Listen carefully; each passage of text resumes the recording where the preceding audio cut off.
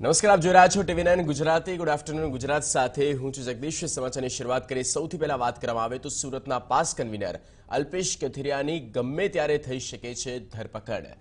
સુરત પોલીસે અલગ અલગ ટીમો બનાવી અલ્પેશ કથિરિયાની શોધખોળ શરૂ કરી.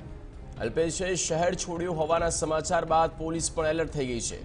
ઉલ્લેખનીય છે કે ગઈકાલે સેશન કોર્ટે અલ્પેશના જામીન રદ કર્યા. પાસ કન્વીનર સામે રાજદ્રોહ સહિતના ગુના વિવિધ પોલીસ સ્ટેશનમાં નોંધાયા હતા. જેમાં અલ્પેશ કથિરિયાની ધરપકડ બાદ ઘણા સમય સુધી કોર્ટ કાર્યવાહીમાંથી પસાર થયા બાદ તાજેતરમાં જ તેને શરતી જામીન મળ્યા. આ જામીનમાં અલ્પેશ કથિરિયાને કાયદો વ્યવસ્થા જાળવવાની સલાહ આપવામાં આવી હતી. પરંતુ મુક્ત થયા બાદ અલ્પેશ કથિરિયાએ સરથાણા પોલીસ સ્ટેશને હંગામો મચાવ્યો હતો. પોલીસ લોકઅપમાં જ પોલીસ અધિકારીઓને અપશબ્દો કહ્યાનો વિડીયો પણ સોશિયલ મીડિયામાં વાયરલ થયો હતો. આ બાબતોને ધ્યાને રાખી સુરત પોલીસ દ્વારા અલ્પેશના જામીન રદ કરવા સેશન કોર્ટમાં અરજી થઈ હતી.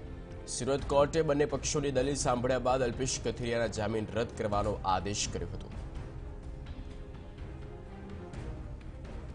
તો સુરતના પાસ કન્વીનર અલ્પેશ કથિરિયાની દિન પ્રતિદિન મુશ્કેલીઓમાં વધારો થઈ રહ્યો છે. જેલવાસ ભોગવી ચૂકેલ અલ્પેશ કથિરિયાએ ફરી એક વખત બહાર આવીને જે પ્રકારે સરથાણા પોલીસ સ્ટેશનમાં જઈને હંગામો મચાવ્યો હતો, ગાળાગાળી કરી હતી, તે તેને ભારે પડી ગયું છે.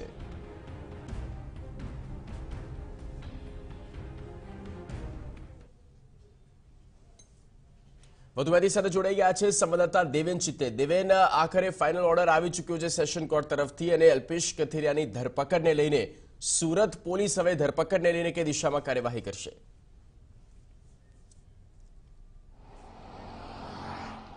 સુરત પોલીસે અલ્પેશ કથિરિયાની જે જામીન અરજી રદ કરવા માટેની જે અરજી કરી હતી તેને હવે માન્ય રાખ્યા બાદ જે ક્રાઇમ બ્રાન્ચ છે તે સતર્ક થઈ ગયું છે. તેમજ એસઓજી અને પીસીબીની જે ટીમ છે તે અત્યારે અલ્પેશ કથિરિયાને ઝડપી પાડવા માટેના જે ચક્રો છે તે ગતિમાન કરી દીધા છે. જે રીતે અત્યારે માહિતી મળી છે તે પ્રમાણે ક્રાઇમ બ્રાન્ચની ટીમ જે છે તે અલ્પેશ કથિરિયાના ઘરે પણ પહોંચી હતી અને ત્યારબાદ કે જે વિસ્તારની અંદર તે વધારે રહેતો હોય છે તે વિસ્તારની અંદર પણ તેમણે તપાસ કરી છે. તેમજ અલગ અલગ જે ફાર્મ હાઉસો છે કે જ્યાં આગળ અલ્પેશ કથિરિયા હોઈ શકે તમામ ફાર્મ હાઉસ માટે પણ અલગ અલગ ટીમો જે છે તે બનાવીને એણે તપાસ શરૂ કરી દીધી હતી.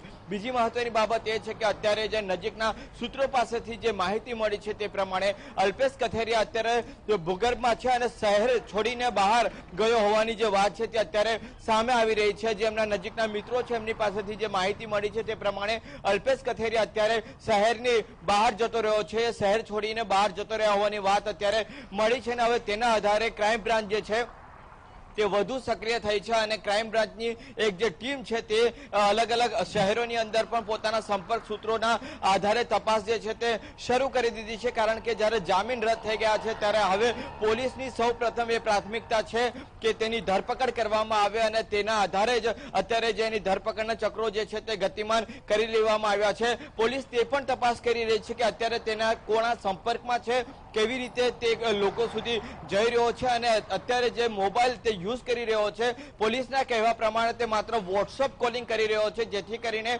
તેનું જે લોકેશન છે તે ટ્રેસ નથી થઈ રહ્યો અને માત્ર વોટ્સઅપ કોલિંગ એ યુઝ કરતો હોવાના કારણે પોલીસની જે મુશ્કેલી છે તે પણ વધી રહી છે. બીજી તરફ આજે અલ્પેશ કથિરિયા રાજકોટ પાસેના એક ગામની અંદર એક કાર્યક્રમમાં હાજરી આપવા જવાનો હતો, પરંતુ તે ત્યાં જશે કે કેમ તે અંગે પણ મોટો પ્રશ્ન છે અને તે અંગે પણ કોઈ ખુલાસા નથી થઈ રહ્યા. જે માહિતી મળી છે તે પ્રમાણે પોલીસ તેને રાજકોટ પાસેથી પણ ઝડપી શકે છે. તેના આધારે તેણે કાર્યક્રમમાં જવાનો હતો તે પણ તેને રદ કરી દીધી હોવાની જે વાત છે તે અત્યારે સામે આવી રહી છે. બીજી તરફ ધાર્મિક માલવિયા તેમજ તેમની જે ટીમ છે તે અત્યારે સુરત કોર્ટ પહોંચી છે અને સુરત કોર્ટ પરથી જે નકલ છે તે લઈને હવે હાઈકોર્ટમાં જે કાર્યવાહી કરવાની છે તેની પ્રક્રિયામાં તેઓ જોતરાઈ ગયા છે. ત્યારે મહત્વનું છે કે અલ્પેશ કથિરિયા અત્યારે ક્યાં છે અને પોલીસ માટે પણ એક નાકનો પ્રશ્ન બની ગયો છે કે અલ્પેશ કથિરિયાને ગમે ત્યાંથી ઝડપી પાડવામાં આવે તે પ્રકારની ગતિવિધિઓ જે છે તે તેજ કરી દેવામાં આવી છે.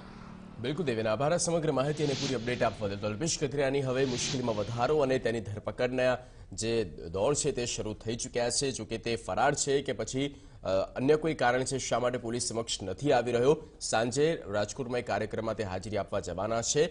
જો જશે કે કેમ તે પણ એક સવાલ.